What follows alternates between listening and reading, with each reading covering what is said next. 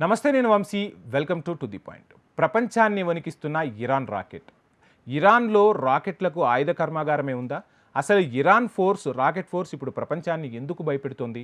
అసలు ఒక్క రాకెట్ను ప్రయోగిస్తే ప్రపంచానికి వచ్చే ముప్పేంటి అనేది మనం ఈ వీడియోలో తెలుసుకునే ప్రయత్నం చేద్దాం. ఒకప్పుడు ఇరాన్, ఇజ్రాయెల్ సత్సంబంధాలు కలిగిన దేశాలు. ఇప్పుడు దానికి విరుద్ధంగా ఇరు దేశాలు బద్ధశత్రువులుగా మారిపోయాయి. ఈ నెల 1వ తారీఖున సిరియా రాయబార కార్యాలయంపై జరిగిన దాడిలో 13 మంది ఇరాన్ సైనికులు మరణించారు. ఈ దాడిపై స్పందించిన ఇరాన్ ఇజ్రాయెల్ను నిందించింది. ఇజ్రాయెల్పై చర్య తీసుకోవాలని అంతర్జాతీయ సమాజాన్ని కూడా కోరింది. అయితే ఈ ఆరోపణలను ఇజ్రాయెల్ ఖండించింది. దీని తర్వాత ఏప్రిల్ 13న ఇరాన్ తన క్షిపణులు, డ్రోన్లతో ఇజ్రాయెల్పై దాడి చేసింది. నిజానికి ఇరాన్ నుండి ఇజ్రాయెల్కు వేల కిలోమీటర్ల దూరం ఉంది. అయినా ఇరాన్ దాడులను విజయవంతంగా నిర్వహించింది. దీన్ని చూస్తే ఇరాన్ రాకెట్ ఫోర్స్ ఎంత శక్తివంతమైనదో ప్రపంచానికి ఇట్టే అర్థమవుతుంది. ఇరాన్ వద్ద అత్యంత శక్తివంతమైన 9 బాలిస్టిక్ క్షిపణులు ఉన్నాయి. ఇవి వేల కిలోమీటర్ల దూరంలో ఉన్న ఇజ్రాయెల్పై దాడి చేసే శక్తిని కలిగి ఉన్నాయి. ఈ క్షిపణుల్లో అత్యంత ప్రమాదకరమైనది సెజిల్. ఈ క్షిపణి గంటకు 17,000 కిలోమీటర్ల వేగంతో 2,500 కిలోమీటర్ల దూరంలోని లక్ష్యంపై దాడి చేయగలదు.